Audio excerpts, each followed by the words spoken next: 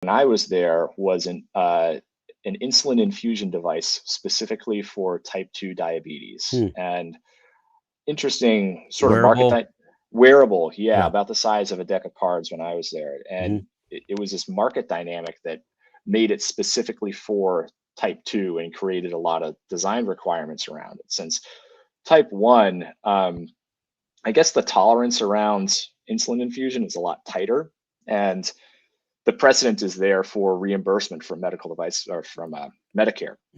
I mean, and type 2, I guess at the time, and this is me trying to remember years ago, but I don't think it was treated as seriously by a lot of companies because for a long time, it was viewed as a lifestyle disease where it's like, oh, well, you did this to yourself, so you can carry around needles and things like that, or you should just eat right, or you should just, exercise, things like that. And it's just not the case. I didn't know that. Yeah, kind of weird. Kind of weird how that worked out. And this device drastically simplified, I think, the day-to-day life of people with type 2 diabetes. And I know the company's changed an awful lot since I went there, or since I worked there, but I left because the guy that I had worked for at NMT went to the next company I worked at called Solus Therapeutics. And I wanted to move from manufacturing engineering into R&D because I thought it was cooler. I thought it was better for the resume. But I mean, now I look back on my times as a manufacturing engineer, like, oh man, like all this stuff I'm trying to do at work right now, I learned at Secure. A lot of bright people there. Very cool place. All right, we'll take a break in another minute, but tell us about Solus. Women's health. It was for an issue called stress urinary incontinence. So any sort of transitory pressure spike in your body pressure basically causes a small degree of urinary incontinence. And it affects 2 out of every 3 women. So what I worked on was, again, a delivery device for an implant that would go into the bladder and would solve this problem. Again, women's health was an issue that was neglected for a really, really long time because male doctors wanted nothing to do with it. And it was like this market that opened up in the 90s because people all of a sudden got comfortable talking about it. So I think Solus is now defunct, but again, it was great product, great market. It was clinical issues and sort of the technical understanding of how this thing worked that ultimately meant that it never made it to market. Wow. Which I'm sure we'll get into later, unfortunately. All right, let's take our second break. We'll be back in just a couple of minutes with Scott Duncan. You're listening to Winning Business Radio with Kevin Hallinan on W4CY Radio. That's W4CY.com. Don't go away. More helpful information is coming right up, right here on Winning Business Radio.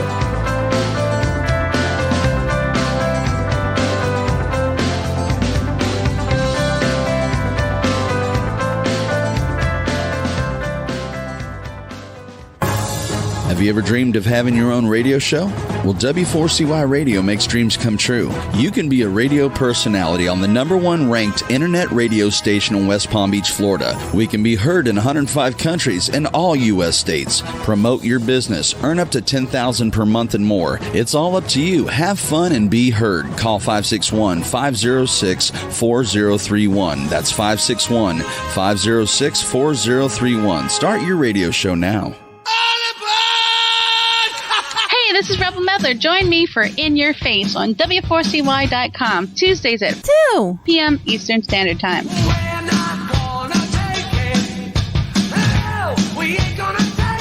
Bestian Wealth Management is a second-generation, family-owned financial planning and wealth advisory firm. In addition to coordinating complex business and personal planning needs, our firm takes a sincere interest in your well-being and personal values. Find us at bestgenwm.com. That's bestgenwm.com, where we consider all our clients an extension of our family. Advisory services offered through Commonwealth Financial Network, a registered investment advisor. Hey, this is Johnny Three Tears from Hollywood Undead, and you're listening to W4CY Radio. I do whatever it takes to make it break through.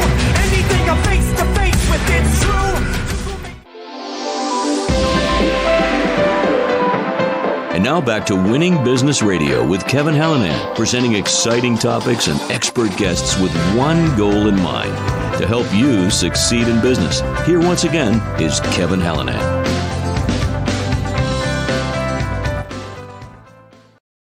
Welcome back with Scott Duncan, founder of Bancroft Holding LLC and president and owner of F&M Tool and Die. So you left Solace in 15, and there's a really interesting sounding role. I'm sure there was a reason, and that leads us up to Bancroft. But you were assistant to the assistant to the CEO, an office reference, of Embera Neurotherapeutics. Tell us about that and the title. What did you do? Anything the CEO wanted, pretty much. Yeah. I ordered cabs for people. I built out a marketing model for releasing our therapeutic into other markets. So it was and everything in between. But that was in between my 2 years of business school. Okay. So it was like a really short stint by design. Right. And what they were doing was, and they still are doing, actually, I'm not going to use past tense on that, is they were developing a pharmaceutical to help treat substance use disorder. Wow. So yeah, it was specifically going after smoking cessation and cocaine use disorder, which is a bigger issue than you might think, because there's really, I guess, the withdrawal and more typical methods of weaning someone off are pretty difficult to go through. So I helped build out the marketing model for that. There are already basically like templates in place for how a deal is done in big pharma, but basically helped the CEO in whatever task he needed with the process of going out and raising money, meeting with a scientific advisory board and things like that. And that was my first business-oriented role. Sorry, no, I was just thinking about the next question here. So that, as you wrapped up business school. Yep. You founded Bancroft Holding LLC with a goal of purchasing one or more companies. I know it's one for sure. Tell us about that process. Sure. Not so much the process. Tell the reasoning behind what the goal of Bancroft is and why you went about it that way. Well, I'll back up to Embera, because even starting at Embera, I still had this idea in my head that what I want to do is found a medical device company. Mm-hmm. And man, I took this long, hard look at my professional career, and I was interviewing for jobs in big pharma, and that's just not me. I mean, you've heard me in our Zoom calls, like that very corporate environment is not me. And the pay was good. It would have been fine. I think I would have been successful at it, but I think I would have been leaving a part of my life on the table that I didn't really want. And at the same time, so that was career option A. Career option B was, I guess, my fantasy of starting a medical device company. And it's like, well, these are all venture backed, and the incentives for venture capital are complete moonshot. So I understand that. I understand the math behind it. I understand that, only a handful of companies within a venture firm's portfolio generate the vast majority of the returns.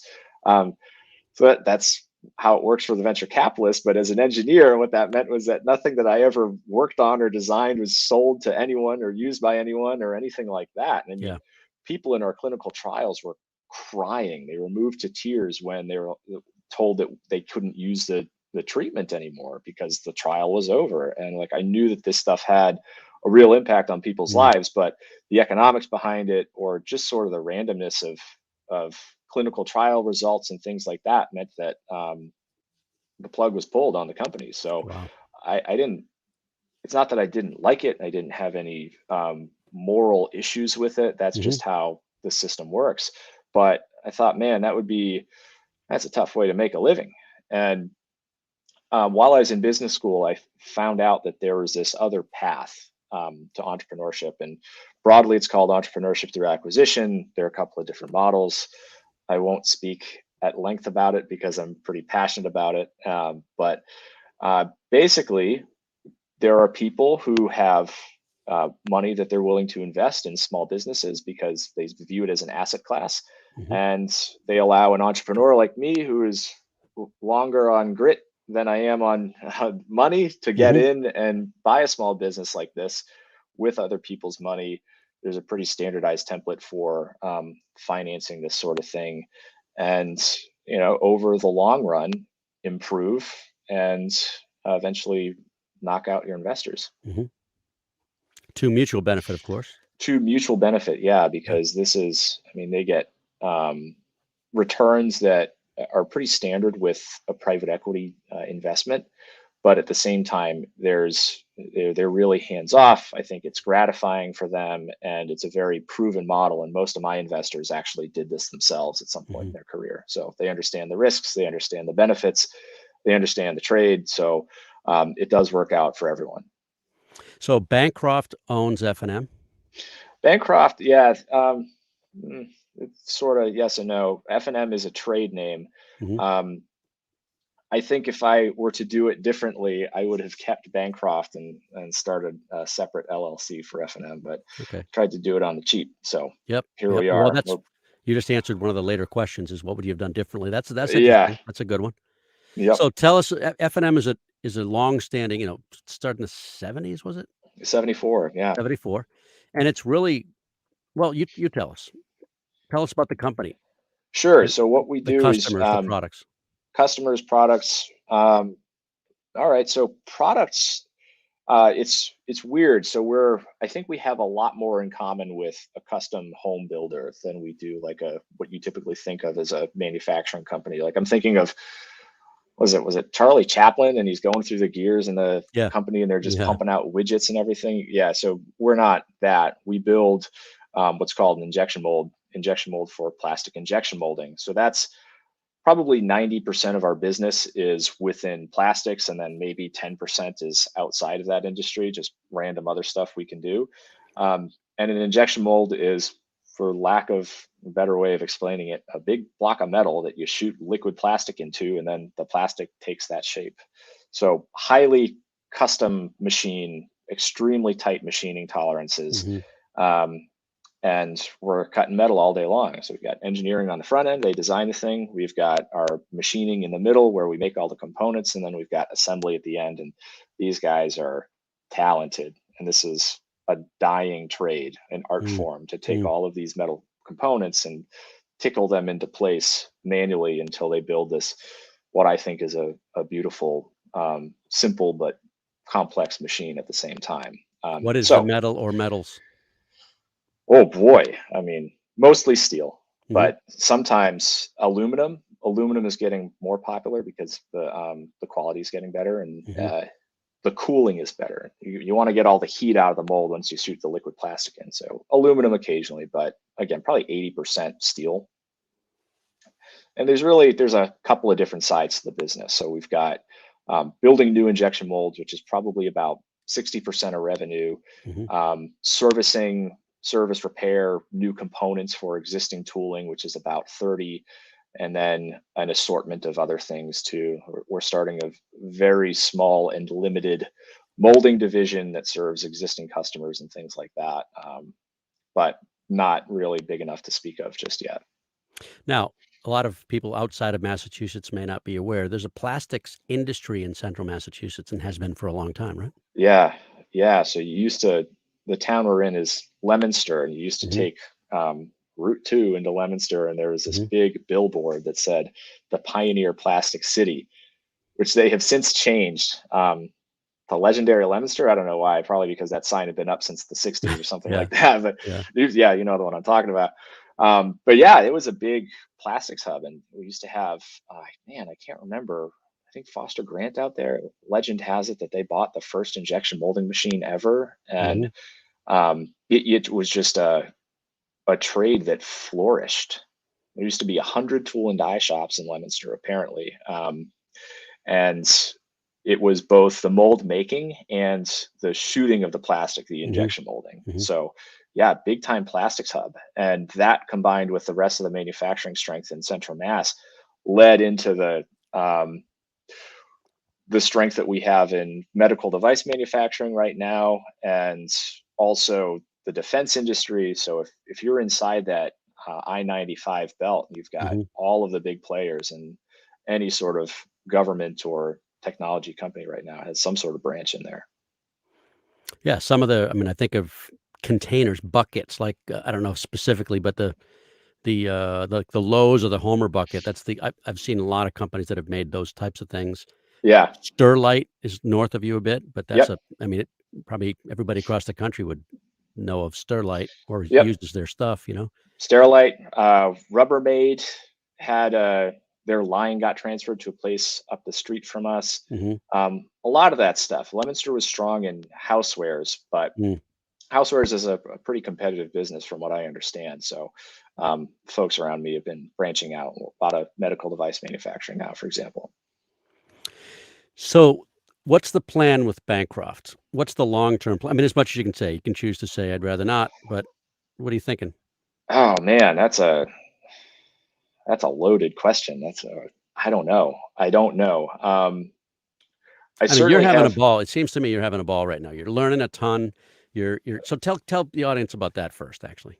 Sure. So I think, man, those first couple of months are just, I'm still drinking from a fire hose. It's amazing. And the first 3 to 6 months, I want to say, were just shoring things up, like just rebuilding processes that worked for the former owner, but wouldn't work for me as the new owner when I had much different reporting requirements. Like I have a bank to report to, I have investors to report to. Like I want to know how the business is doing. And this is coming from the perspective of an MBA, not someone who's run this business for 20 years. Right. So I Right. can't just like feel how things are going. I need a spreadsheet. Like, please tell me, give me some quantitative data on how things are going. And now I can see, like, after spending 4 years, how someone could just sense how things are going. But that's experience that I didn't have at that point. And I got some really good advice when I first bought the business from some of my investors, where they just said, do nothing, change nothing, be a fly on the wall, learn as much as you can, because you're an MBA, you're young, you're from outside the industry, you think you know what you're talking about, but you actually don't. So just do nothing, since you're going to be under a huge degree of scrutiny, and you're probably more liable to screw things up than make things better with your wild ideas. I'm like, ooh, that's good. I like that. So that's basically what I did. I stayed behind the scenes. May have done things differently on that, I'm not quite sure, and just built out systems. I mean, all the guys are probably wondering, like, what's this guy doing? But I feel like we have some good systems on the back end right now for that sort of thing. Provide a couple of examples, because I'm big into systems. We preach it all the time. Oh yeah. We didn't really have a good bookkeeping system. We weren't really using our ERP system anywhere close to its full potential. So we had no sort of system for scheduling work, which was, I mean, I pick my battles, man. I pick whatever it is that I want to do, and I'm willing to take all the flack for it, because that's one of the things I learned. I learned that it's perfectly rational for people to resist change. And Of course. for me to come in, and but like, from my perspective, things are moving around the shop floor on rumors, hearsay, post-it notes, napkins. And that made me as an owner feel very out of control, because It's not predictable. It's not scalable. No, it's definitely not scalable. It's not Right. predictable. And oh man, is it embarrassing to show up to a customer and be like, I have no idea what's going on with your project. I have no idea when it's going to be done, because I mean, I haven't been doing this for 40 years, and I'm out on the shop floor, and I can't tell what's going on at that point anyway. So that's why I wanted a system in place. So we're on, I don't know what version of scheduling we're on right now, but that's a process that we're continuing to improve. But basics, just the basics, man. Describe your team. All right. So right now I don't know if your listeners are familiar with EOS, but I'm sort of in the visionary and integrator seat. Sorry. Yeah. Right there. So I'm at the top of the org chart all the way to the bottom now, because they're having such a hard time finding people that I'm literally running machines. So that's a problem, but we'll fix that. So Visionary, that's a long-term thing.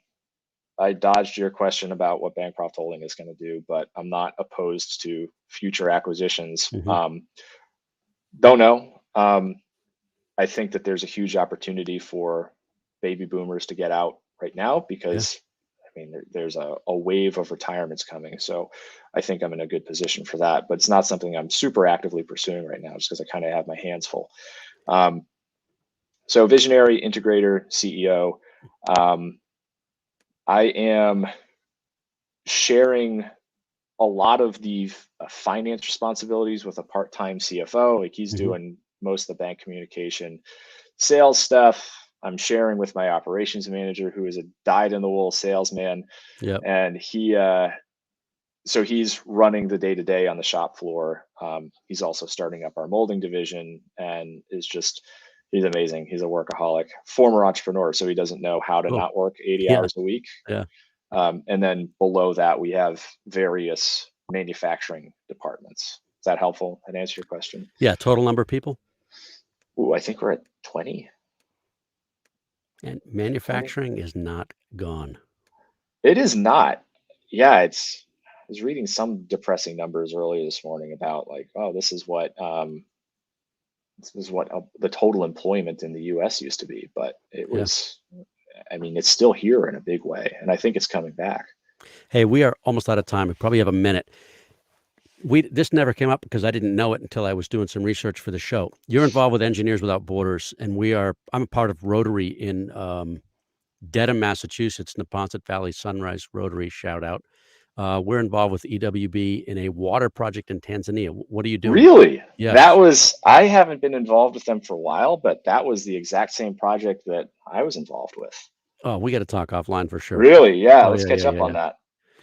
Maybe I can invite you to a meeting just to say hello to people and give your, sort of the backstory there. But why should people in the audience, the listeners or the viewers, give them a reason to reach out to you maybe, and what's the best way to contact you?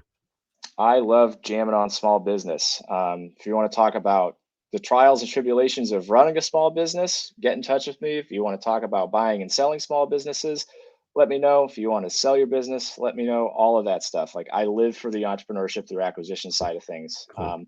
And the best way to get in touch with me would be my Bancroft Holding email. So scott@bancroftholding.com, because my F&M tool email is inundated these days. That's all right. Well, listen, thank you so much for taking the time. I know how busy you are. Appreciate you being here. Thank you, Kevin. We'll talk soon. You got it. And thank you all for watching and for listening. This is a show about business, sometimes business challenges. You heard a few there in among the successes. If you've got concerns about the growth of your company, feel free to reach out to me. You can find me on Facebook or LinkedIn at Winning Business Radio. You can drop me a note. Kevin@winningbusinessradio.com, one of my many email addresses. Our company is Winning Incorporated. We're part of Sandler Training. We develop sales teams into high achievers and sales leaders into true coaches and mentors. We're not a fit for everybody, but maybe we should have a conversation. Thank you to our engineer and producer, Roxy, for another job well done. Thank you. We'll be at it again next Monday, May 16th, 4 p.m. Eastern.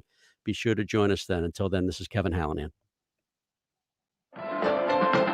You have been listening to Winning Business Radio with your host, Kevin Hallinan. If you missed any part of this episode, the podcast is available on Talk4 Podcasting and iHeartRadio.